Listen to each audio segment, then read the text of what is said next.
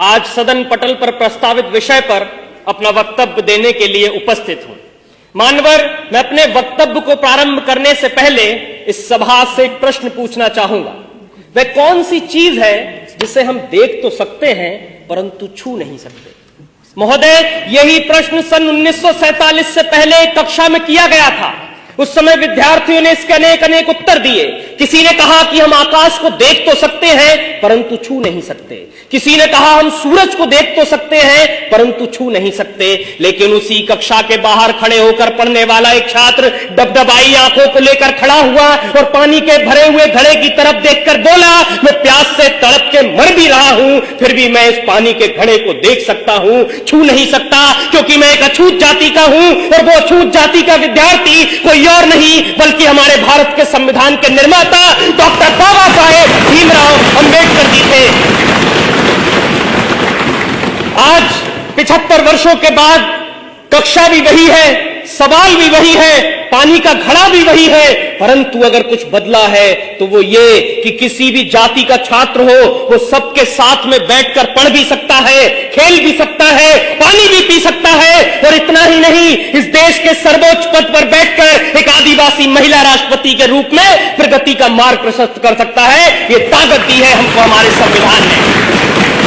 जब जब बात हमारे अधिकारों की आई है तब तब संविधान ने हमारी रक्षा करी है। फिर वो आईपीसी की धारा 377 से जूझ रहे परलैंगिक समाज के लोग हो, या श्रीकांत बोला जैसे दिव्यांगजनों के लिए शिक्षा के अधिकार हो, या महिलाओं के लिए दहेज कुप्रथा का बोझ हो, संविधान ने हमेशा से रक्षा कर एक सूत्र में बांधने का काम किया है। मान्यवर, भारत के संविधान की लोकतांत्रिक यात्रा बहुत लंबी रही है। जब भारत आजाद हुआ तो उसके साथ कई और सहोदर राष्ट्र आजाद हुए, परंतु आज हम वहां देखेंगे तो पता चलेगा कि वहां पर कहीं अराजकता है, कट्टरता है, सांप्रदायिकता है, भुखमरी है, गरीबी है, परंतु भारत एकमात्र ऐसा देश है जो आज उन्नति के शिखर पर बैठा है, क्योंकि उन्होंने धर्म को संविधान माना, हमने संविधान को ही पहला धर्म माना। लंदन में मुस्कुराते हुए कवि चर्चिल ने कहा था कि ये देश आजाद हो भी जाए तो बहुत दिन तक टिकेगा नहीं, ये टूट कर बिखर जाएगा।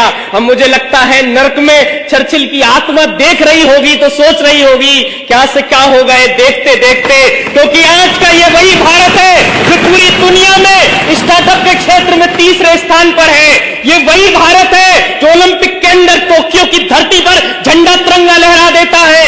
ये वही भारत है जो चंद्रयान 3 को पृथ्वी से चंद्रमा तक पूरी दुनिया में सबसे कम बजट में पहुंचा देता है, क्योंकि हमने अपने कर्तव्यों का निर्वहन किया है, जिससे हम प्रगति के सोपान को चढ़ते जा रहे हैं। और अगर इसी तरह से इस देश का प्रत्येक नागरिक अपने कर्तव्यों का निर्वहन करता रहा तो यकीन मानिए 2047 तक विकसित भारत का लक्ष्य एक सूक्ष्म मात्र होगा। इसीलिए अंत में मैं जाते जाते कहूंगा कि वर्तमान का गूगल हो, माइक्रोसॉफ्ट या पेप्सी को, इन सबको भी हमने दिए हैं अपने भारत के सीईओ। अब भी पूरी दुनिया में सबसे ज्यादा डॉक्टर्स हमारे हैं। खेल जगत में चमकने वाले भी भारत के सितारे हैं। अपने पौरुष के बल पर दुनिया को सदा बतलाएंगे विश्व गुरु हम कल भी थे, आज भी है